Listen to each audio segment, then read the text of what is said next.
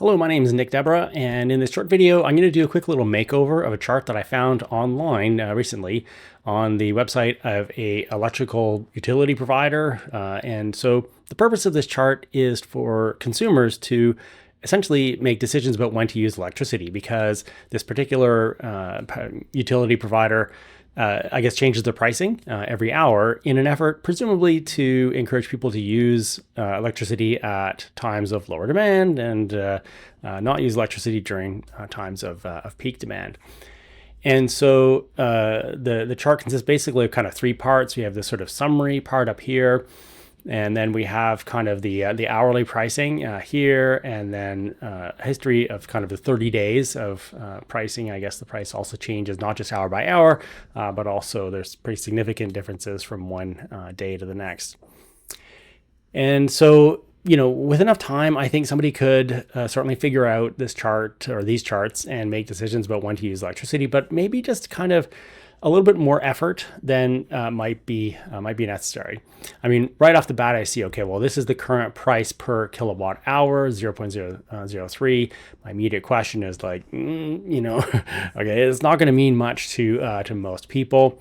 This, if you hover it over it on the website, this 472% is a percentage change versus the previous day, but that's not really clear. Is this like versus the average of the previous day or versus this time during the previous day? And so it doesn't really, I think, tell me very much. Took me a bit of time to figure out what this means, this up arrow red. And so I believe what this is the highest price that is expected to occur throughout the day. And this down arrow is the lowest price that is expected to occur throughout the day. But typically, up arrows mean increase. They don't necessarily mean maximum, and down arrows mean decrease. They don't really necessarily mean minimum. And I guess these numbers are here to try to, so I can try and put this 0.003 into some kind of context to see where it falls in between 0.138 and 0.002. So I'm going to have to do some math, yeah. And so, and this, to be honest, I'm not even sure quite what this number represents. Perhaps some kind of average or something. And so there's kind of a lack of labeling and maybe some questionable decisions about the labeling. In my hourly chart here, I've got these sort of red and green dot markers. And again, no legend. It took me a second to figure out what do these markers represent. I think they are times that are above the average for the day. Those would be red, and times that below the average for the day would be green. But I'm not quite sure, and I had to sort of think it through. This is a step chart, a special kind of line chart, which I think is actually appropriate in this case. In fact, I did a video about this a little while back because we basically have for each hour, the price is changed, set to a new price, and then that price remains in effect during that hour until the next price change occurs. So I think that was actually probably a good choice.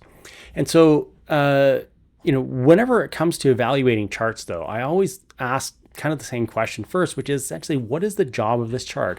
We always create charts to do some kind of job, right? To make people aware of something, to perhaps convince them to do something.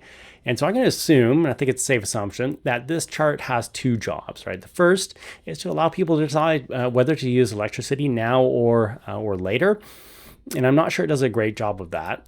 And then if people decide to use electricity later, then the chart should basically help them to decide when they're going to use it later, like what future times are least expensive, but also least inconvenient, because obviously, you're not going to want to do things like, running the vacuum at 3 a.m. because you'd have to wake up and vacuum your house at 3 a.m. So it's kind of a trade-off of cost versus convenience there. And so, like I said, I don't think that these charts do this job particularly well. For example, it even took me a while to figure out actually, what is this? I forgot to mention this, like this red dot or this big dot. Oh, that's now. And so, what is telling me is that, okay, I see. So the price is very low right now. And I guess there's like a forecast here as well, right? The the anticipated prices are also shown. So that is helpful, of course, yeah, because I can see that, yeah, if I do whatever I'm going to do, run an appliance or something in the next couple of hours, it'll be cheap, but then it will actually get more expensive. So I can get there, right? I can get my answers, but I'm going to have to struggle to figure out, like, what do these different symbols mean? How does this compare relative to kind of the 30-day history? I'm going to have to try and compare these scales if that's of interest to me. And so I think just by making some fairly simple changes, we can really make this chart do its job potentially a lot better. And so I've kind of redesigned it. We have this big, sort of box up here, which right off the bat tells you, okay, right now, and it specifies that, yeah, this is right now, this web page which was just updated, right? Here's the current time and date. Electricity is very inexpensive. And so this would be, I think, pretty easily dynamically generated, right? You have a simple algorithm that says very inexpensive, somewhat inexpensive, average, somewhat expensive, very expensive, based on maybe, like some sort of simple, quantile analysis based on historical prices. And then even, specifying something like, i.e. about, the current price is about 1/5 of the 30-day average price until 1700. Then it's going to really change.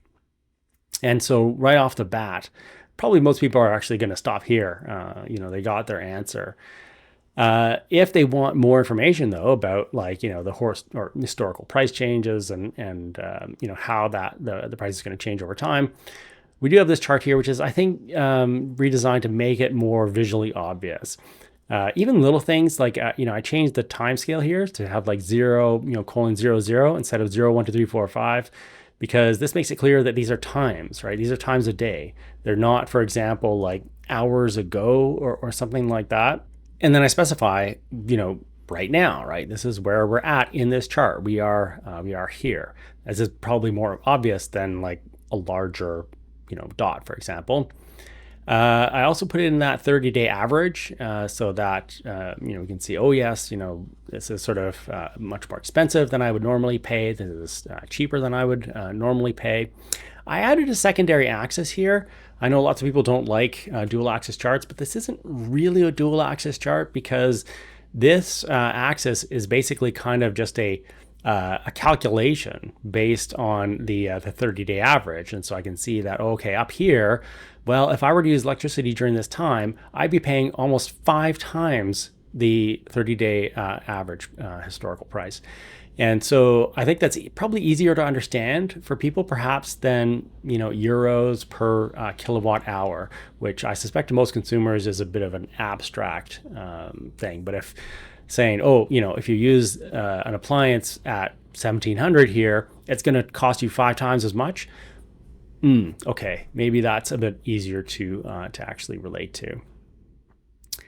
In terms of the time that's being shown, I kind of wonder too, like what would happen if I was looking at this at say 2200? Would I only see 1 hour of forecast, 1 hour projection? And I think that is in fact what happens with this chart. And so that would be a problem because then if I decide, okay, I don't want to use electricity right now, I want to use it later, I wouldn't be able to see what the forecasted price is for the next 24 hours. And so I might expand this. And so, wherever, right now is, I'm going to be able to see at least 12 or 24 hours into the future so I can actually plan when I'm actually going to use that electricity.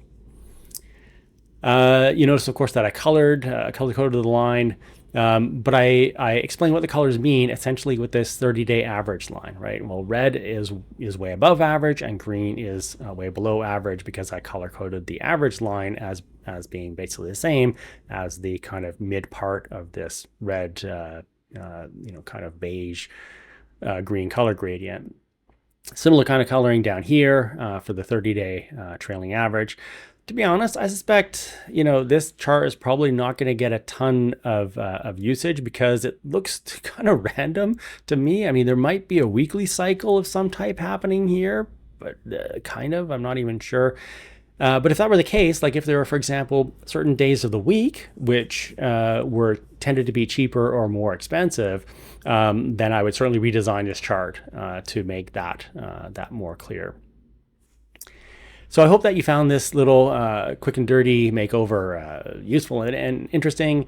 If you want to know, how did I make these changes? How did I decide to make these improvements? These are all skills that I cover in my practical charts course, which I am happily offering as a public workshop. I do typically, 1 or 2 of these a year. The next one is coming up in June 2025. My website is practicalreporting.com. And so if you're interested in that, you can find more information there. Thanks very much for watching.